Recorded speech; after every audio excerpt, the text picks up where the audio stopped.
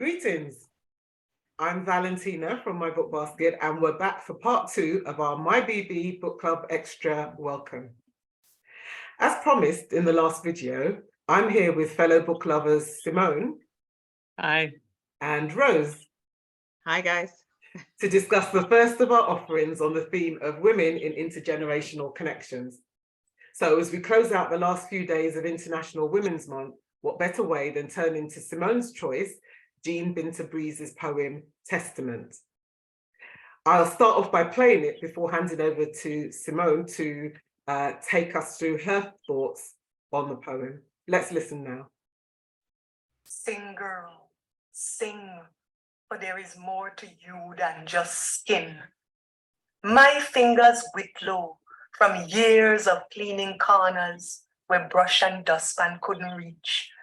Same hand used to plait your hair with pride, oil its thickness with hope and dreams, tied up with ribbons of some rainbow future. My apron was a canvas, all the greases from rubbing down all your bodies and cooking plenty greens. I used to smell it before I roll it up and take it to the laundry. Smell the action of my days, the sweat of my action, making little time for you all and your father, making time for a little formal prayer to the heavens. But these days I find every thought is a prayer, that the pot won't boil over while I pull myself upstairs to scrub the bath, that the cooker won't start play up and the smell of gas come leaking through, that something teachers say would register, and you all could see a way to stretch your brain and move your hand past idleness to the honor of your work. I can feel it now you're getting older, stepping past my little learning that you think are stupid. I see how your father embarrassed your friends with him smell of oil from the London trains, so you now stop bringing them home. I don't talk to you much no more outside the house. I never did have time to sound the sound of the mother tongue or make my way with ease through them drawing room. But in your goings, girl, don't mind we smell, we memories of back home, we regular Sunday church in the back of the local hall. We is just what we is, watching you grow into this place. And I want you to know, this is your own. We don't bleed for it. You're born here in the shadow of Big Ben, in strike one as the waters break and you come rushing through. I don't move fast as you. It's not my duty to. And the cold does bad things to me knee. I's old tree girl, rough outside with years of breaking bark, feeling the damp. You is seed, bursting new ground. So sing, girl, sing, for there is more to you than just skin. I see your eye turn away anytime you see my wrinkled hand. And at my age, I really can't worry who I belch in front of. And if I see something good inside a skip, I know it embarrass you when I take it out, but in this place, them throw away enough good things. And waste is something drill out a we from young. We had to save ourselves from a shoestring to a little leftover. And you know how I keep all your tongue sweet when I turn my hand to make something special out of nothing. I'm not trying to make you feel sorry, believe me. I just want you to understand that we come as far as we can and we try to arm you with all the things that in a very small way we could see that you might need. I'm not telling you look around, just sing, girl, sing, but there is more to you than just skin. Your grandmother was Nana, mountain sprung. Fighting pon our piece of land, she plant our corn 1-1-2-2 in little pool of dirt between hard cockpit stone. Reap big ears. Our grater was sharp. Used to talk dry corn to flour, needed for the trail. The long, hard journey carving out somewhere, just like we come here. We don't pay the dues, but don't think nobody owe you nothing. Just stand your ground, is your barn land, your navel string cut ya, so sing, girl, sing, for there is much more to you than just skin. Wonderful, isn't it? Yeah. Why do I love this poem? And just listening to it again, I realized that each time I go to it, there's something new to pick up on. And this is where my love of writing and writers that do that comes from. In this poem, Jean Binta Breeze, on the surface level, it's an emotional, lyrical song to her daughter to do what we all want our children to do, is to step past us into a kind of brighter future. She makes reference to, I mean, this poem is, it's a song. She talks about she makes her own life. Jean Binta Breeze talks of her own life as art. There's imagery of trees, and I feel the rootedness back from her own mother, Nanny of the Maroons, to her daughter, who is Seed. And it kind of stretches through the whole of this lyrical poem. She wants her daughter, you can feel the growth of that tree. She talks about, she can see and she understands, which is, as a mother, it's not always easy to understand when your daughter, as she says, stepping past my little learning. And she knows that her daughter has moved into a world that Jean herself never quite made it into. Yes, she journeyed from the land of Nanny, who used to fight the British, to the UK, a different fight with the British. But in all her struggles, she never got time to learn the mother tongue. She spent time in a backroom church where she would have gathered her strength. And she knows that her daughter, because of the way she's pushed her forward, may become embarrassed with her. But she says, I'm not angry. I don't want you to look back. The most important thing for Jean in this poem is to see her daughter step forward, not forward, and make the step that we all want our children to do.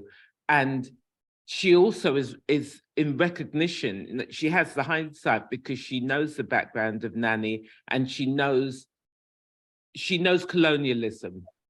So she doesn't want her daughter to go forward without that knowledge. She wants her daughter to see and hear the struggle that is her life. And she realizes, and she roots her daughter by saying that you were born within, I can't find it now, the sound of the Big Ben? Big Ben, yes. Yes, a Big Ben. You slipped into the world. You are British. And in that, she wants her to go ahead and sing, despite notion of, despite the racism, the whiteness, the notion of whiteness. She wants her to go past that and be the woman that her ancestry has made her, and to go out into the world and sing. Wow, there's some really lovely insights there, Simone. Thank you for that. I mean, I would agree with you that that the poem is so personal and it's so delightful, and there's so much in there. I mean, for me, I felt that the start of it was like an anthem, a kind of rousing celebration, and almost a call to arms, encouraging her daughter to rise to her greatness. I wondered about the issue of the skin. What is the skin that she's more than? Is it just about color, or is it even more basic than that? I mean, for the mother, her own life has clearly been so physical and restricted by hard labor, etc., that I'm thinking, is she wanting something almost more ethereal for her daughter. You know, there's more to you than the physical limitations of your body and your situation, your context, which is why she has integrated hope and vision into each of the practical acts of labor and love that she's done for her daughter. Even as she combs her hair, she oils its thickness with hope and dreams, tie it up with ribbons of some rainbow future. That's just, I love the language that she uses within the poem. What I was also drawn to is that the poem is very much a poem of contrast, isn't there? You have the, like, between the physical and the mundane chores and objects, and then the way she infuses them with much more elevated identities. Even her apron is a canvas. You know, it's more evidence that there is more to her than skin. I absolutely love that about the poem. Although the work is mundane and the practical circumstances of her life are hard, and in some cases even dangerous. You know, the cooker that won't start, she prays that it won't smell of gas and the gas come leaking through. But she sees purpose in it through her aspirations for her daughter. I felt that there was a poignancy of contrast throughout the poem, so that you have this kind of recognition and acknowledgement that the progress and elevation that she hopes for in her daughter actually creates a distance between them. And as much as she wants her daughter to gain accomplishment, there's a kind of undertone of chastisement, maybe? Or is it just a kind of sad irony that her daughter now rejects or is embarrassed by the very baseness of her parents that have worked so hard, that they have worked so hard for her to surpass? You know, the fact that I don't talk to you much no more outside the house. The poem itself becomes a reflection of that kind of maternal chastisement that happens when a parent wants to express their feelings of hurt towards their child. You know, the self-deprecation, although there are genuine reflections within that.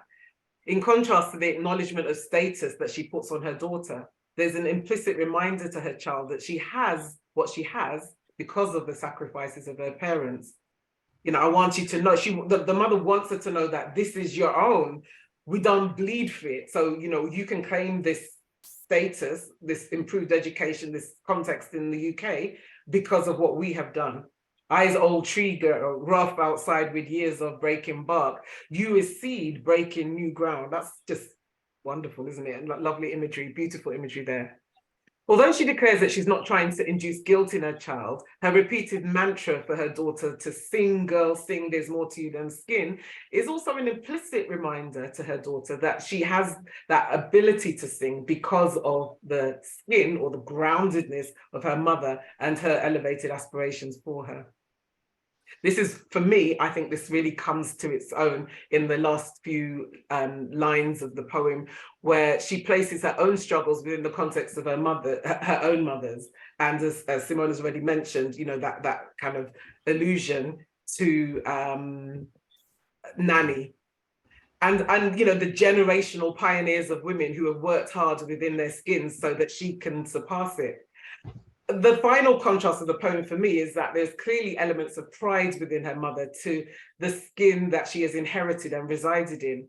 The power and the spirit that lies behind it is ultimately a call for her daughter to take up that position within that heritage, acknowledging, respecting, and cherishing the skin she has come from and carrying it forward to new and greater places.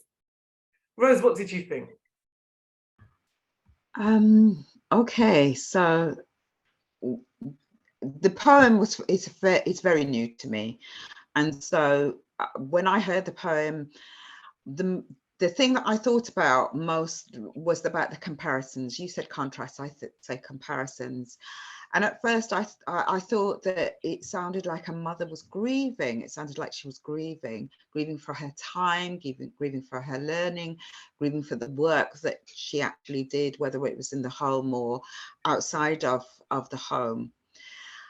I heard the generational differences, and when she spoke of the generational differences, there was an undertone of embarrassment in one sense, but then I also heard the praise that was going through for the education that her child had, again, in comparison to herself and other generations. And then she spoke about the grandmother and the generations, and you know, she spoke about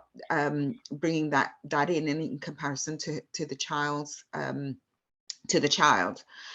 Race was another element, and again, she spoke about the skin.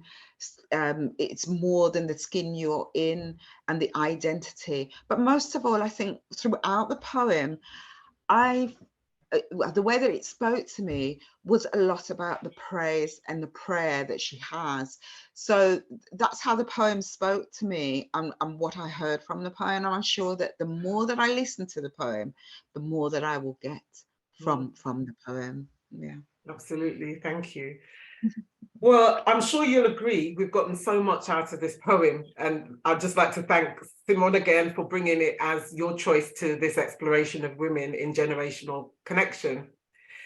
If you've enjoyed listening to our conversation and you'd like to join us for our monthly online and in-person book club, then please visit our website, www.mybookbasket.com, where you can find further details on how to sign up for our next session, which will take place in May.